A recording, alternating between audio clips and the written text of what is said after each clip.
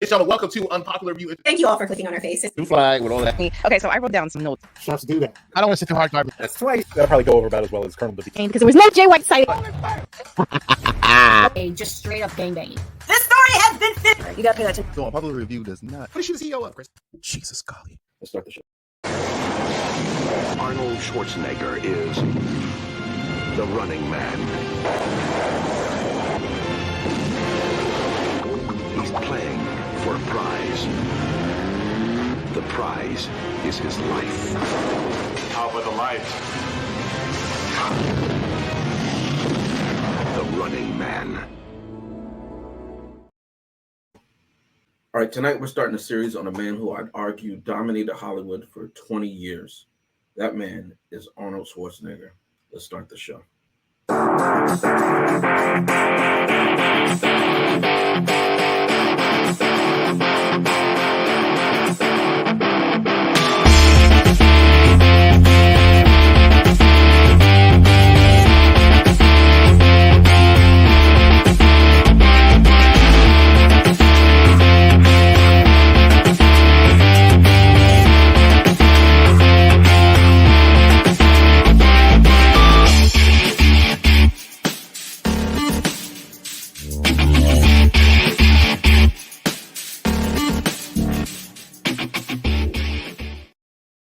All right, tonight, the Running Man. And only one man could run for 90 minutes, fight a whole army, and not get shot, and still light a stogie. It's my man, Arnold. But I am not alone, no, and neither was he in this movie. I'm bringing in the two people who, unfortunately, will get chainsawed and electrocuted. Executive, the next doctor. How are you doing, fellas? I am excellent. I'm excellent, too, because I watched this movie weeks ago. It's like a distant memory. It's good that you could be here tonight. Yeah, I started to run away. I see what you did there. Now, look, quick synopsis. It takes place in our past, but their future, around 2017, 2019. Dystopian, so it's not too dissimilar from our reality today. Corporations run America. Who would have thought? The economy's in the tank. Who would have known? People's only entertainment comes from live video feeds of what other people are doing. Unbelievable, completely. In our Is this a documentary? It is. David Attenborough is playing Damon Killian and the director's cut. So it's really spot on in a lot of ways. Of course, it has some of the 80s magic, which we call cheese, but we love it. We love it. We love it. At least I do. I'm going to go around, but look, let me just mention a highlight of this movie to start with. Oh, by the way, I should say, Arnold Schwarzenegger is a framed policeman who refuses to shoot on innocent people who are protesting because they are hungry. They have no jobs. They have no food. They have no money. And he is given orders by high-ups, and it's stated that in this world, you have to do exactly what you're told by the powers that be. And because he refuses to do that, they frame him, and they kill those people anyway. And he is sent to a labor camp. He escapes along with two other people, and they are part of an underground resistance cell. He is not, and he subsequently is caught again. And in order to save those two people who he befriended at the labor camp, he agrees to be on a show called The Running Man, which is the most popular program in the world, it says, or of all time. And he is tricked into it because we find out later that those two guys have already been captured, and they are part of it as well, and they must literally run for their lives. And if they do, they are given a one-way ticket to beautiful Hawaii, where they can live out the rest of their lives, and their records will be expunged and cleansed. But all is not as it seems. But let me just say, the highlight of this movie for me is Damon Killian. I think he killed it. He was great on it. They got an actor, obviously, who was used to being in front of the camera, who was used to working the crowds, and it shows. And I loved it, loved it, loved it. Also, shout out to Jesse the Body Ventura in this one, because you could see his commentary coming into it, how they played with that on this one, getting his feet wet on it. So just great. But I'm very curious. What did you think, gentlemen?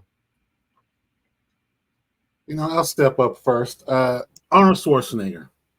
Yeah. I mean, this guy, you think about action movies of this era. I mean, you're going to have to mention Schwarzenegger. You know, it's like him and Stallone. You know, that's who carved out that scene. And the thing about Schwarzenegger is like he's so iconic now. You know, you look back on his career, you know, getting started, and then, you know, him going into acting and, you know, things that are just, you know, rather, you know, kind of a throwaway line, you know, it becomes a signature. You know, I remember seeing later on interviews with Arnold where he talks about how the line is supposed to, and, you know, the first time he says, you know, I'll be back in Terminator, you know, how he wanted to say it differently. And the director said, listen, I'm a director. I know what I'm talking about. Just say the line the way it is. But here's what we're going to do. We'll do a whole bunch of it the way it's supposed to be. We'll do yours. You know, they did it that way. And he watched it back and was like, yeah, yours was better. It's like, of course it is, because I'm the director.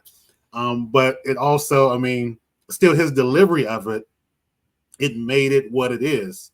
And, you know, he brings that same energy pretty much to every movie. And, you know, sometimes people say, oh, you know, it's kind of the same thing. But when you have Arnold, that doesn't mean it's a bad thing, because it's Arnold. Like, his personality really drives, you know, his scenes. You know, even when he's been in, you know, some movies that will be considered bad, like that Batman movie, you know, with him being Mr. Freeze. His part in that movie is still the best thing out of that movie. Yeah. You know, like all of his cheesy lines, that's the best thing out of that movie. And I think here, his personality still, I mean, obviously, you know, he's the draw, he's the main character, but it's for a reason. His personality definitely draws, you know. Oh, I gotta bring it up because one of my favorite scenes is when, you know, they're in the zones, and you know, he's been, you know, killing these stalkers, and, you know, Killian's like, okay, all right, I need to do something about this. You know what I'm going to do? This guy probably wants some money. This guy probably wants to get out. I'm going to offer him a contract, you know, because that's what corporations do. They just think, oh, let me just buy him off. And he is not to be bought. And he says such, you know, I'm not going to say the expletives, but, you know, he, you know, rips the camera off. He's like, I'm still to give you a contract. You know, you can eat the contract. You know what? You better lay room for my fist. I'm gonna shove it down your throat. You know, and I mean, he just delivers it in a classic Schwarzenegger way, and, you know, that's what we get in this movie. That Schwarzenegger energy. You know, it's all throughout. You know, his one-liners, just this stance is just the way that he kind of looks around. You know, his presence. It really drives this movie, and I think that's what. You know, makes it a great movie. You know, I've seen it once before. I didn't see it when it came out, and it was a while before I actually saw it. And I don't even know why, because, you know, I love Schwarzenegger movies, but when I first saw it, I was like, man, I really shouldn't have waited so long to see this. And, you know, seeing it again, that excitement didn't wane through any of the scenes. Yeah, it was definitely good.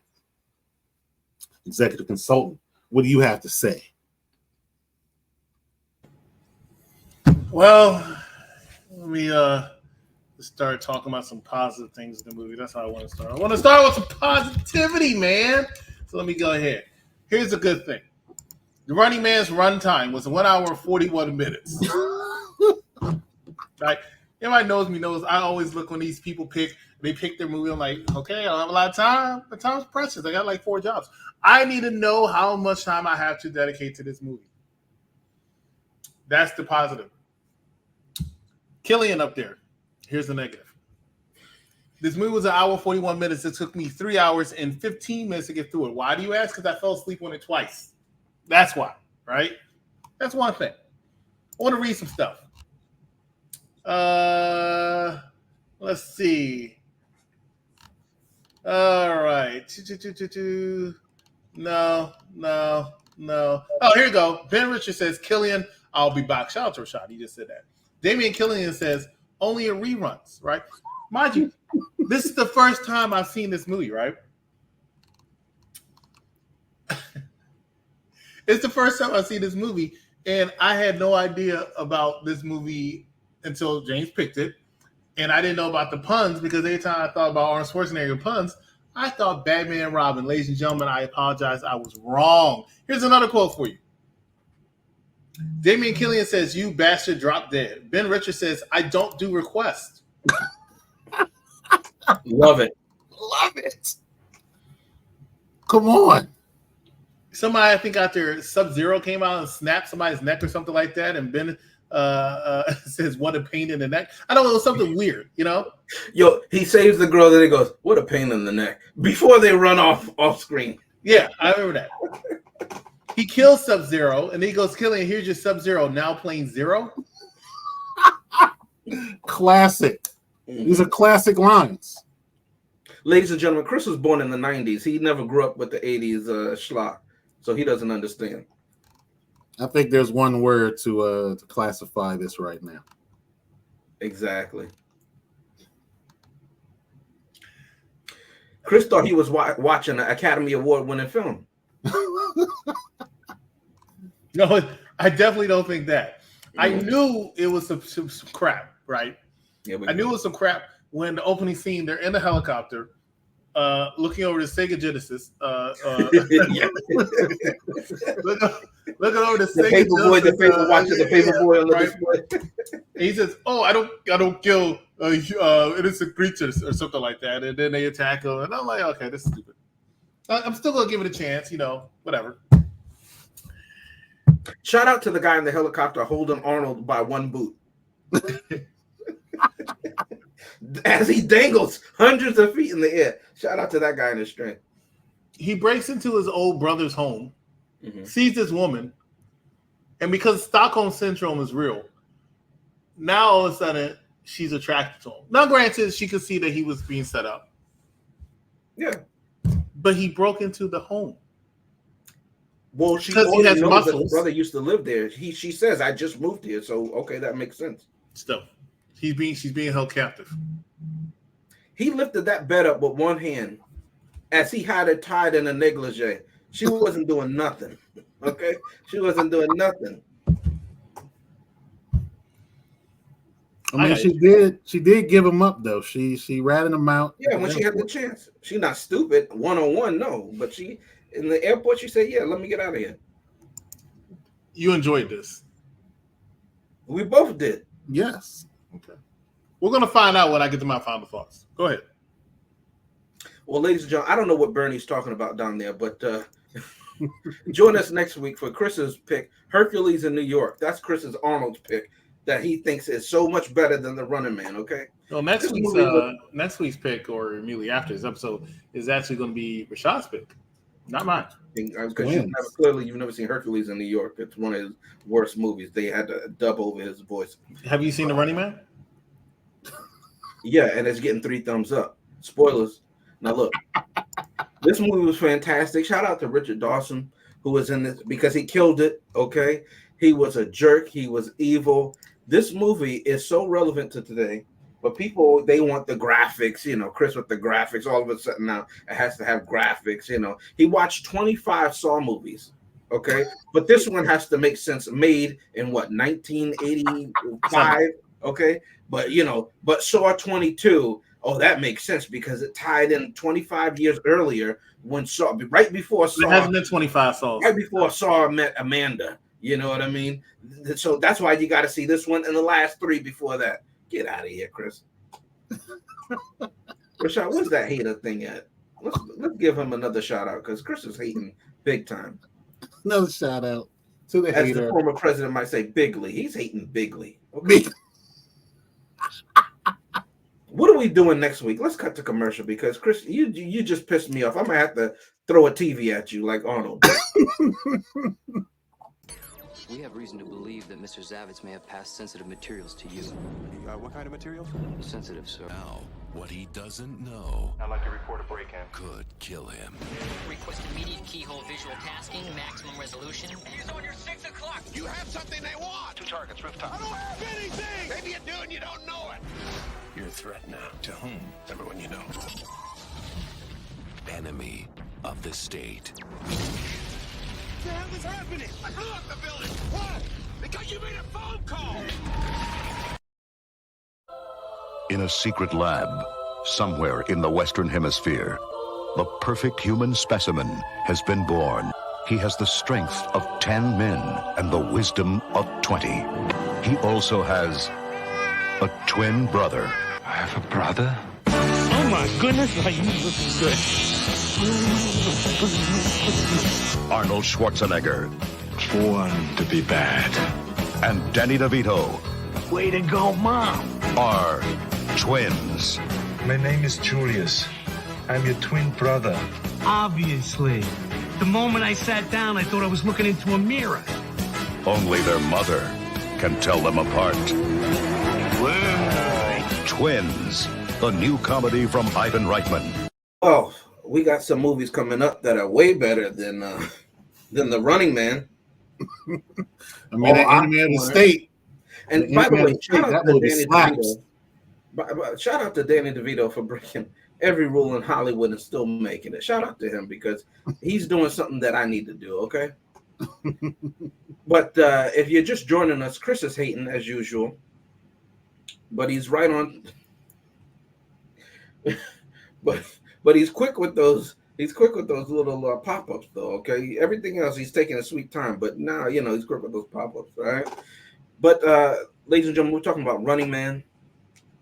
I think Arnold's best film, arguably. One that Chris has been dying to do. Now, 2 people love it. 1 person hates it. You can guess who. Rashad, any other things you want to say to counteract Chris's evil? Only that, not only is it a great Arnold movie, it's a great 80s movie. Yep. This has all of the hallmarks, and one of the things that I realized later, this is kind of a, it's a dystopian. It's also kind of a cyberpunky movie. Mm-hmm. And I really do like that setting, but yeah, this is just a great 80s movie. The silly graphics, the physical, what is that? The physical effects that they have in here. It just lends itself to everything that was great about the 80s. Wrapped up in this. It was a lot of nostalgia watching this. Not because I watched it back then, but just because of the era that it came out of. And, I could just see everything they put into it. It's not going to be one that's going to be, winning any, awards for spectacular writing, or direction. But for doing what it needs to do, it is superb. It's an action movie. It's got a very simple plot, very, simple characters, hits you with the action, straight away, doesn't really let up on the gas for too much. And then, at the end, the hero saves the day, and that's what you want in your 80s action movie, barely, getting out of it with without a scratch or barely a scratch. I think the only time he had blood on him was the maybe the punch in the helicopter. That was like the only time he was actually hurt. Other than that, or maybe also when they were shooting him up with tracking stuff, which that kind of went out the window too. They didn't really. I guess they could kind of follow them, kind of knew where they were the whole time. So I guess that kind of made sense why they could always track him down. But yeah, that was pretty much the only time he got hurt. Which of course, he's the hero. So yeah, I think all in all, fantastic 80s movie and a classic Schwarzenegger movie. It's definitely a thumbs up for me. Chris, what do you have to say? I know it's full of hate. Arnold Schwarzenegger was in this movie, and I'm a big fan of Arnold Schwarzenegger. That's really about it. I really don't understand why this movie was picked. I mean, I know we had to pick a Schwarzenegger movie. I mean, was nothing else available than this movie. This it told a lot of jokes, so we know what the criteria is.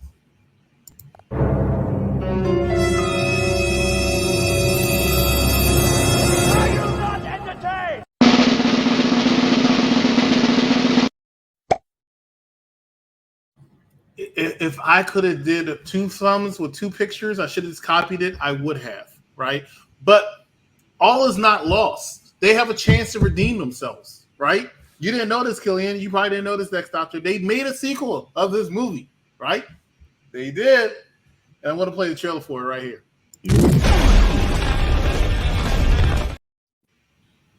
What you don't know is that movie starring me, and that's me running away from the theater if they ever made a sequel for this damn movie. That movie was horrible. It might arguably be one of the worst movies I've seen all year. That's saying a lot. Okay, so I'm just saying, Killian, do better. Ladies and gentlemen, this is from the man who gave The Flash that clip that he just showed a thumbs up. Yeah, it was a good movie.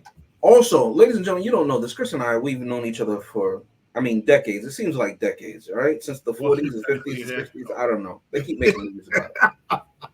Ladies and gentlemen, a long, long time ago in this galaxy right here, Chris says, hey, I got you. Let's go see a movie. We go see The Legend of Chun-Li. Ladies and gentlemen, I don't have any charges on me, but I almost caught a charge that night because I looked at him and I thought to myself, why would this Negro bring me to see this? Jump ahead a couple of years, it scarred me so bad I refused to go to movies with them. I can't remember any movie I saw with them after that until one movie comes out. He says, hey, I'm going to be in the area. Let's go to a movie. I'm picking him up from God knows where. He's talking about me driving wrong, and I'm like, you're so ungrateful. Anyway, we're watching a movie. It's called No Time to Die. And I just look over at hum again, and I had deja vu. I said, well, damn it, if he didn't do it a second time, after I spent all this gas money to go get him, and to bring him to see this bum-ass movie. And he has the audacity to talk about this movie that he'd have to go nowhere, that he liked it so much he watched it twice. Don't let him lie to you, ladies and gentlemen. The Next Doctor is absolutely correct. What did this movie give you? Everything you love about the 80s. Ladies and gentlemen, if you're old enough to remember, or if you love movies really, and you watch them beyond the year 2000, here we go. The Dancing Girls, okay? At the Running Man show. I forgot about the woman in the lingerie, tied up like Wonder Woman did that guy in Wonder Woman 2 that we won't talk about. You remember when she did whatever she wanted to him over the weekend and then wiped his memory away? She should do as much time as Bill Cosby did because they said they did the same thing. I'm just saying, if we're going to keep it real, we're going to keep it real. Anyway, I won't go there. Running without breathing heavy. This movie has so much running, and nobody was not even Yaphet Kotto was out of breath. All the running he was doing, and man, he was putting that spandex to work, wasn't he? Shout out to the costume designer. Okay. Shout out to Arnold, who ripped off the TV from the mount, but he struggled with that chainsaw. How tough was that man, huh? Holding that chainsaw. That was the same guy who held him out the helicopter with 1 foot because he was strong as hell. Because Arnold ripped off the TV from the mount. Okay. Now it had to have studs in the wall. Now that's studs in the 80s, not studs today, but studs in the 80s. Okay. Ripped it off the wall. All right. Doctor, what are you laughing at? He ripped it off the wall. Okay. And he threw it down, smashed it. But when one guy with a helicopter who looked like he was one burger away from the end, Arnold was struggling. He was like, that's how you knew that guy. In the 80s, that's how they showed you who was the strongest. If Arnold, he didn't even give a one-liner. Did you notice that? It was just, back and forth. Shout out to that guy who was dressed all in electric Christmas lights. Oh, Dynamo. Who sang opera. And dare I say, a little touchy-feely, because towards the end, he just flat out admitted it. Shout out to Chris for not bringing that up. But anyway, Legend of Chun-Li, No Time to Die, you will not be missed. Chris, I've never forgiven you for those There will not be a part 3. You do not get to pick movies. This movie gets a black thumbs up from me. I wish I had more hands. A lot of y'all might not know this, but I actually want to show you the complete opposite of James when he walks.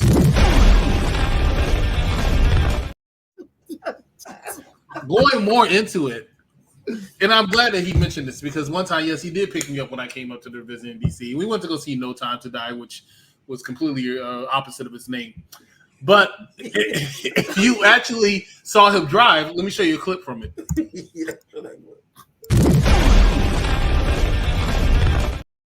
We made every preview and still got concession snacks, okay? Huh? No red light cameras. The funny part about that story, you know, not that you care, you probably turned it off by now. But the funny part about that story is that, yes, I have known James for decades.